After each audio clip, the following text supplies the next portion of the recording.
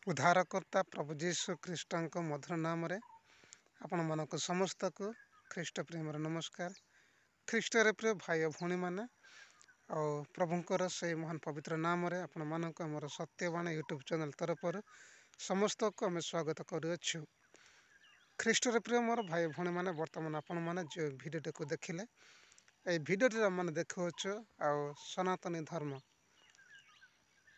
जो सनातनी धर्म और विषय नहीं कि आज जो फिल्म रिलीज होगा जाऊँगी तो फिल्म रिलीज होगा पूर्वर आमने गणमाध्यम देखा पाऊे खुलम खोला आ जी कि तफी मिश्र प्रभु जीशु ख्रीष्ट विषय से बयानबाजी रखुंट तो मुझे कहवाक चाहे से कहते प्रभु जीशु ख्रीष्ट आमनकर ईश्वर तीनोटी कंटारे मले से किपरि देश को बंचाई पार।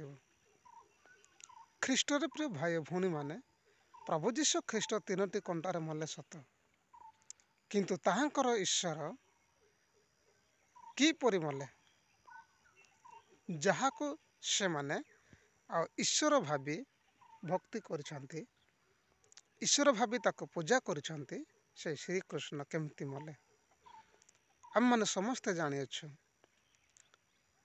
जड़े शिकार करने को जाई हरिण भावी ताको गोटे तीर रे मारी देथिले आ से तीर ताको पादरे लागिबारु आ से ही सेठारे छटपट होई मरथिले। ए विषय रे प्रभुंकर दास हाउ अति सुंदर भावरे आउ साक्ष्य देउछंती। भिडियोटी आपण माने देखंतु ए भिडियोटी आपण मानको भल लागिबो। ख्रीष्टर प्रिय भाई भौणी मैंने प्रभुंकर दास आउ सुंदर भाव ए भिडियो रे ताको कड़ा जवाब देइछंती जे तांकर श्रीकृष्ण केमती मले किपरि मले से विषय नहीं कि से भिडियो रे आउ स्पष्ट रूप से कहते एवं से तपी मिश्र को आम मैंने ये भिडियो मतलब कड़ा जवाब देव से प्रिय मैंने भिडियो को लाइक करंतु।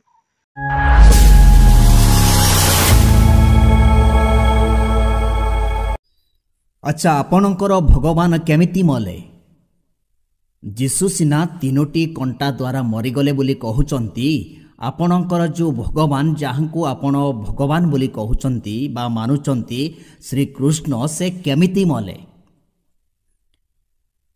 देखंतु आपणकर भगवान केवल तार पादरे गोटे तीर लागिबारु से मरीगले से तीर भी केमिति लागिले माने जड़े शबर ताकू हरिण भावी मारी देइथिले तार पाद लागी जिबारु से मरीगले।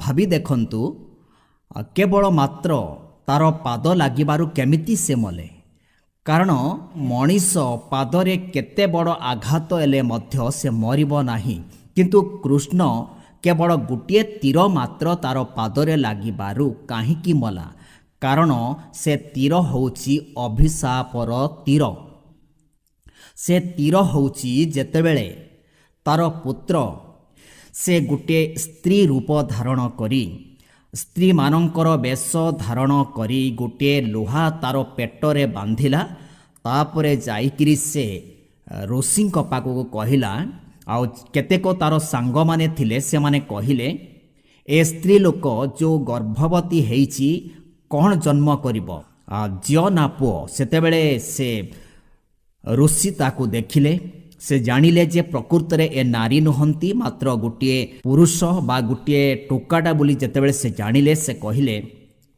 ए नारी गोटे लोहा प्रसव करिबो आउ सेही लोहारे जादव वंशर विनाश हेबो माने कृष्णंकर वंशर विनाश हेबो बोली से अभिशाप देइथिले। जो माचर पेटरे थिला कृष्णंकर वंश को निपात करने ध्वंस करने जो अभिशाप जनक तीर थिला से तीर से शबर नहीं गला जेतेबेले से जंगल को गला शिकार करने सेतेबेले कृष्णंकर पाद को से गोटे हरिण भावी बा हरिण को शिकार करू करू कृष्णंकर पादरे आघात कला माने से तीर विद्ध हेले आउ मरीगले। साधारण गोटे ଗୋଟେ ସାଧାରଣ ମନୁଷ୍ୟ ଏବେ ଯେକୌଣସି ମଣିଷ ଗୋଟେ ତୀର ଲାଗିଲେ ବା କୌଣସି ଗୋଟେ କୁରାଢ଼ୀ ଲାଗିଲେ କି ଶାବଳ ଲାଗିଲେ ମଧ୍ୟ ବା ତାର ଗୋଡ଼ଟା 2 ଖଣ୍ଡ ହେଲେ ମଧ୍ୟ ସେ ମରିବ ନାହିଁ, ସେ ବଞ୍ଚିବ। କିନ୍ତୁ କୃଷ୍ଣ କାହିଁକି ମଲେ? କାରଣ ସେ ଅଭିଶାପ ପାଇଥିଲେ। ସେହି ଅଭିଶାପରୁ ତାକୁ କେହି ବି ରକ୍ଷା କରିପାରିଲେ ନାହିଁ। ଯେପରି ତୁ ମୋର ପୁତ୍ରମାନଙ୍କ ସହିତ ବ୍ୟବହାର କରିଥିଲୁ, ମୋର ସମସ୍ତ ପୁତ୍ରମାନଙ୍କୁ ହତ୍ୟା କଲୁ, ସେହିପରି ତୋହର ବଂଶ ପରସ୍ପରକୁ ହତ୍ୟା କରିବେ, ସେମାନେ ସମ୍ପୂର୍ଣ୍ଣ ଭାବରେ ଧ୍ୱଂସ ପାଇବେ ବୋଲି ଗାନ୍ଧାରୀ ଅଭିଶାପ ଦେଇଥିଲେ ସେହି କୃଷ୍ଣଙ୍କୁ। ଗାନ୍ଧାରୀଙ୍କର ଅଭିଶାପରେ କୃଷ୍ଣ ବଂଶ ସମ୍ପୂର୍ଣ୍ଣ ରୂପେ ଧ୍ୱଂସ ପାଇଲା। ତେବେ ଭାବି ଦେଖନ୍ତୁ, ଜଣେ ଭଗବାନ କେମିତି ଗୋଟେ ନାରୀର ଅଭିଶାପ ଲାଗିଲା, ପୁଣି ସେହି ଅଭିଶାପରୁ ସେ ନିଜକୁ ରକ୍ଷା କରିପାରିଲା ନାହିଁ। ଯେଉଁ କୃଷ୍ଣ ଗାନ୍ଧାରୀଙ୍କ ଅଭିଶାପରୁ ନିଜକୁ ରକ୍ଷା କରିପାରିଲା ନାହିଁ, ନିଜର ବଂଶକୁ ରକ୍ଷା କରିପାରିଲା ନାହିଁ, ସେହି କୃଷ୍ଣ କ'ଣ ସାରା ଜଗତର ଲୋକମାନଙ୍କୁ ଉଦ୍ଧାର କରିପାରିବ?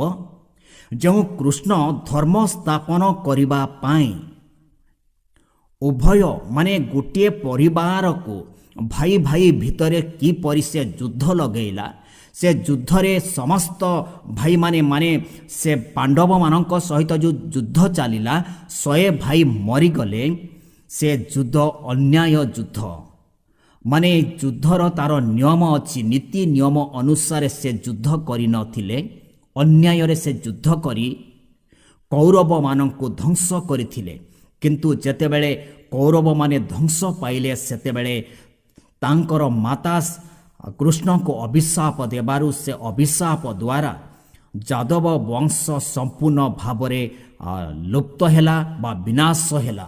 ଯେ ସମସ୍ତ ଯାଦବ ବଂଶର ଲୋକମାନେ ନିଶା ପାନ କଲେ ଏବଂ ଏମିତି ସେମାନେ ନିଶା ଦ୍ରବ୍ୟ ପାନ କରି ମାତାଲ ହେଲେ ଯେ ସେମାନେ ପରସ୍ପର ଆଉ ଚିହ୍ନି ପାରିଲେ ନାହିଁ, ପରସ୍ପରକୁ ଆଉ ଜାଣିପାରିଲେ ନାହିଁ। ସେମାନେ ପରସ୍ପର ଏମିତି ଯୁଦ୍ଧ କଲେ, ମରାପିଟା ହେଲେ ଯେ ସମ୍ପୂର୍ଣ୍ଣ ଭାବରେ ସେମାନଙ୍କର ବଂଶ ଲୋପ ହେଲା। ଭାବି ଦେଖନ୍ତୁ, ଯୀଶୁଖ୍ରୀଷ୍ଟ ସତରେ ସେ ମଲେ, କିନ୍ତୁ ତାକୁ କେହି ବି ମାରି ନାହାନ୍ତି। ଯୋହନ ପୁସ୍ତକରେ ଲେଖାଇଛି 10 ଅଧ୍ୟାୟର କଥା। ଯୀଶୁଖ୍ରୀଷ୍ଟ କହନ୍ତି, ମୋହର ପ୍ରାଣ ଦେବାକୁ ମୋହର ଅଧିକାର ଅଛି, ଆଉ ମୋହର ପ୍ରାଣ ଗ୍ରହଣ କରିବାକୁ ମୋହର ଅଧିକାର ଅଛି। ମୋହର ପ୍ରାଣ ମୋ ଠାରୁ କେହି ବି ନେଇଯାଇପାରିବେ ନାହିଁ, କି କାହାର ଅଧିକାରରେ ନାହିଁ, ମାତ୍ର ତାହାକୁ ଦାନ କରିବାକୁ ଏବଂ ଗ୍ରହଣ କରିବାକୁ ମୋର ଅଧିକାର ଅଛି ବୋଲି ଯୀଶୁଖ୍ରୀଷ୍ଟ ନିଜେ କହିଛନ୍ତି। ଆଉ ଯୀଶୁଖ୍ରୀଷ୍ଟ ଜଗତକୁ ଆସିବାର ମୁଖ୍ୟ ଉଦ୍ଦେଶ୍ୟ ହେଉଛି ସେ ମୃତ୍ୟୁବରଣ କରିବାକୁ ଆସିଲେ। ପାପୀମାନଙ୍କ ନିମନ୍ତେ ସେ ମୃତ୍ୟୁବରଣ କରିବେ ଏବଂ ସେ 3 ଦିନ ପରେ ପୁନର୍ଜୀବିତ ହେବେ ଏବଂ ସେ ସ୍ୱର୍ଗାରୋହଣ କରିବେ। ଯୀଶୁଖ୍ରୀଷ୍ଟ ବଞ୍ଚିଥିବା ସମୟରେ ସେମାନଙ୍କ ଶିଷ୍ୟମାନଙ୍କୁ ସେ କହୁଥିଲେ ଯେ ମୁଁ ଏ ପ୍ରକାର ଦୁଃଖ ଭୋଗ କରିବି, କିନ୍ତୁ ଦୁଃଖ ଭୋଗ ପରେ ମୁଁ 3 ଦିନ ପରେ ଆଉ ଥରେ ମୁଁ ଜୀବିତ ହେବି। ଆଉ ଜୀବିତ ହେଲା ପରେ ମଧ୍ୟ ଯୀଶୁ ତାଙ୍କର ଶିଷ୍ୟମାନଙ୍କ ସହିତ ଅନେକ ଥର ଦେଖା କରିଥିଲେ। ଆଉ ସେ ବର୍ତ୍ତମାନ ସ୍ୱର୍ଗରେ ଅଛନ୍ତି, ସେ ପୁନର୍ବାର ଆସିବେ। କିନ୍ତୁ କୃଷ୍ଣ ଯେତେବେଳେ ଗୋଟିଏ ମାତ୍ର ତୀର ବାଜିଲା, ଏକାତରେ ସେ ମରିଗଲେ, ଆଉ ସେ ବଞ୍ଚିଲେ ନାହିଁ। ଆଉ କୃଷ୍ଣ ଯଦି ଅଧର୍ମର ସଂହାର କରିବାକୁ ଆସିଥିଲା, ପାପୀମାନଙ୍କୁ ଯଦି ସଂହାର କରିବାକୁ ଆସିଥିଲା, ତେବେ ସେ ପାପୀମାନଙ୍କୁ କାହିଁକି ସମ୍ପୂର୍ଣ୍ଣ ଭାବରେ ସଂହାର କରିପାରିଲା ନାହିଁ? ଆଜି ପର୍ଯ୍ୟନ୍ତ ଜଗତରେ କାହିଁକି ପାପୀମାନେ ଅଛନ୍ତି? ତାହା ମାନେ କୃଷ୍ଣ ଜଗତର ପାପୀମାନଙ୍କୁ ବିନାଶ କରିପାରିଲା ନାହିଁ। କୃଷ୍ଣ ଜଗତରେ ଯେତେକ ଅନ୍ୟାୟ ଅଧର୍ମ ରହିଛି ତାହା ସେ ଦୂର କରିପାରିଲେ ନାହିଁ। ଯେତେବେଳେ ସେ ପୃଥିବୀରେ ଆସିଲେ, କେବଳ ସେ ଅଧର୍ମକୁ ବିନାଶ କରିବା ପାଇଁ ଆସିଥିଲେ, କିନ୍ତୁ ଅଧର୍ମକୁ ସେ ବିନାଶ କରିପାରିଲେ ନାହିଁ। ଧର୍ମକୁ ସଂସ୍ଥାପନ କରିବାକୁ ଆସିଥିଲେ, କିନ୍ତୁ ସେ ଧର୍ମକୁ ସଂସ୍ଥାପନ କରିପାରିଲେ ନାହିଁ। କାରଣ କୃଷ୍ଣଙ୍କର ଯେଉଁ ରାଜମହଲ ଥିଲା, ତାହା ବି ସେ ରକ୍ଷା କରିପାରିଲେ ନାହିଁ, ତାହା ସମୁଦ୍ର ଭିତରେ ବୁଡ଼ି ବିନଷ୍ଟ ହେଲା। ଯେଉଁ ମନୁଷ୍ୟ ବା ଯେଉଁ ଯାହାକୁ ଭଗବାନ ବୋଲି କହନ୍ତି, ଯେଉଁ କୃଷ୍ଣ ନିଜର ରାଜନହରକୁ ରକ୍ଷା କରିପାରିଲା ନାହିଁ, ସେ କ'ଣ ପୃଥିବୀକୁ ରକ୍ଷା କରିପାରିବ?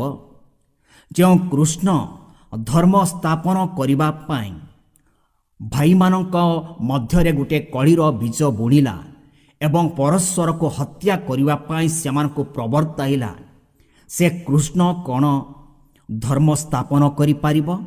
ଧର୍ମ ଏପରି ଯୁଦ୍ଧ କରିକିରି କେବେଲେ ସ୍ଥାପନ କରିହେବ ନାହିଁ। ଯଦି ଧର୍ମ ସ୍ଥାପନ କରିବାର ଅଛି, ଧର୍ମ ଯଦି ଗଠନ କରିବାର ଅଛି, ତାହେଲେ ଶାନ୍ତି, ପ୍ରେମ, ଆନନ୍ଦ, ସହଭାଗିତା ଦରକାର, ସତ୍ୟତା ଦରକାର। କିନ୍ତୁ ଏମାନେ ବ୍ୟକ୍ତି ବର୍ତ୍ତମାନ ସେ କହୁଛନ୍ତି ଯେ ଧର୍ମକୁ ସ୍ଥାପନ କରିବା ପାଇଁ, ଧର୍ମକୁ ରକ୍ଷା କରିବା ପାଇଁ ଫିଲ୍ମ ତିଆରି କରିଛୁ ବୋଲି ସେ କହୁଛି। କିନ୍ତୁ ଫିଲ୍ମ ତିଆରି କଲେ କେବେଲେ ଧର୍ମ ସଂସ୍ଥାପନ ହୋଇପାରିବ ନାହିଁ। ଧର୍ମକୁ ଯଦି ସ୍ଥାପନ କରିବାର ଅଛି, ରକ୍ଷା କରିବାର ଅଛି, ତାହେଲେ ନିଜର ହୃଦୟରେ ଶାନ୍ତି, ପ୍ରେମ, ଆନନ୍ଦ, ଦୟା, କ୍ଷମା ଭାବ ଏବଂ ସତ୍ୟତା ରହିବା ଦରକାର। କୌଣସି ରାଜ୍ୟ ବା ଦେଶ ଫିଲ୍ମ ଦ୍ୱାରା କେବେଲେ ରକ୍ଷା କରିପାରିବ ନାହିଁ, ବରଂ ସେ ରାଜ୍ୟ ବା ସେ ଦେଶ ବିନାଶ ପାଇବ। କାରଣ ବର୍ତ୍ତମାନ ସେମାନେ ଯେଉଁ ଫିଲ୍ମ ତିଆରି କରିଛନ୍ତି ତାହା କେବଳ ଦଙ୍ଗା କରିବା ପାଇଁ ଲୋକମାନଙ୍କୁ ପ୍ରବର୍ତ୍ତାଇବ। ସେହି ଫିଲ୍ମ ଦ୍ୱାରା କୌଣସି ପ୍ରକାରେ ଶାନ୍ତି ଆସିପାରିବ ନାହିଁ। ଏହା ମୁଁ ଚ୍ୟାଲେଞ୍ଜ ସହିତ କହୁଛି।